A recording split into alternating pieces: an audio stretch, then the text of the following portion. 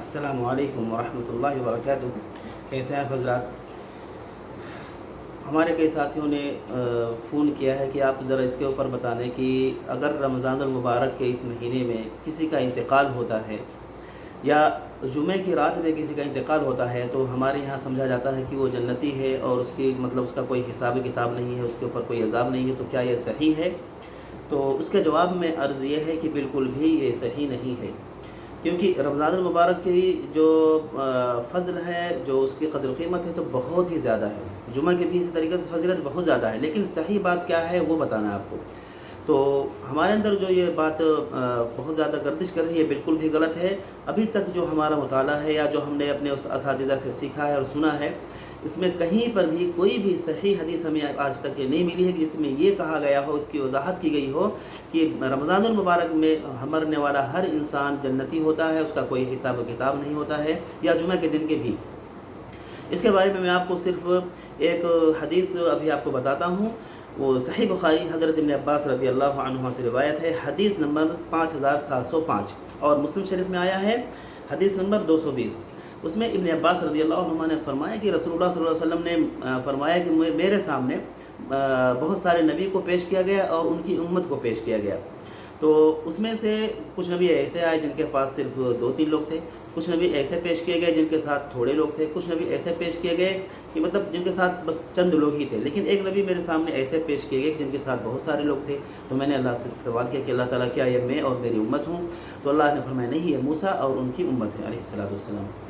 پھر مجھ سے کہا گیا کہ آپ آسمان کے دائیں طرف دیکھو، اوپر کی طرف۔ میں نے دیکھا تو وہاں بہت بڑی جماعت تھی، بہت سارے لوگ تھے، تو کہا گیا کہ یہ آپ کی امت ہے۔ پھر کہا محمد صلی اللہ علیہ وسلم سے کہ آپ دوسری طرف دیکھیے، تو دوسری طرف دیکھا تو کہا بہت سارے لوگ تھے، تو کہا یہ آپ کی امت ہے۔ پھر کہنا جو مجھے ہے حدیث کا جو آخری ٹکڑا، اس میں یہ کہا گیا ہے کہ آپ کی امت میں 70,000 لوگ ایسے ہوں گے، صرف 70,000 کا نام آیا ہے خاصتاً، 70,000 لوگ ایسے ہوں گے جو بغیر حساب کتاب کے اور بغیر عذاب کے وہ جنت میں جائیں گے۔ تو یہاں پر حدیث ختم ہو جاتی ہے۔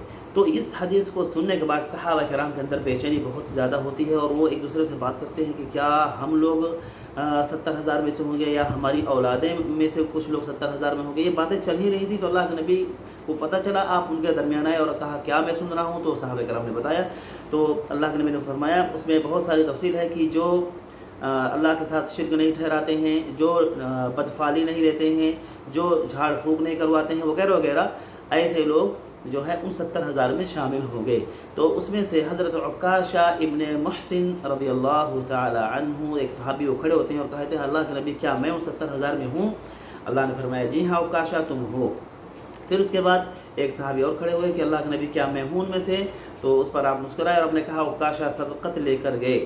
تو میرے بھائیوں، یہ ہے حدیث، 70,000 کے بارے میں ہے صرف ذکر کہ ایسے لوگ صرف جنت میں بغیر حساب کتاب، بغیر عذاب کے جائیں گے۔ باقی لوگوں کے بارے میں یہ افواہ پھیلانا اور ان کو اتنے زیادہ مطمئن کر دینا کہ اللہ غفور الرحیم، بے شک اللہ غفور الرحیم، کے لیے اللہ تعالیٰ نے کیا فرمایا؟ نبئ عبادی انی انا الغفور الرحیم۔ اس کے بعد دوسری اس میں کہا ہے وان عذابی هو العذاب الالیم۔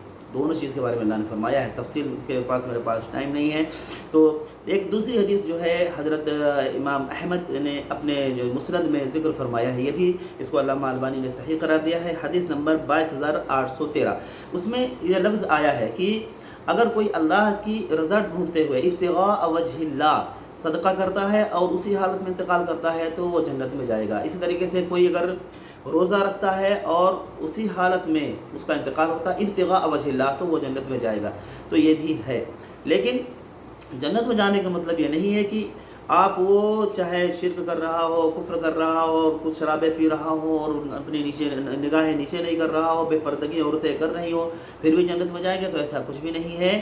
ہمیں ان سب چیزوں سے بچنا چاہیے، خاص طور سے اپنے آپ کو بہت زیادہ اس چیز میں وہ مائل کر دینا جو ہم کو بتایا جا رہا ہے کہ بھائی یہ جو ہم سن رہے ہیں یہ صحیح، ایسا نہیں ہے۔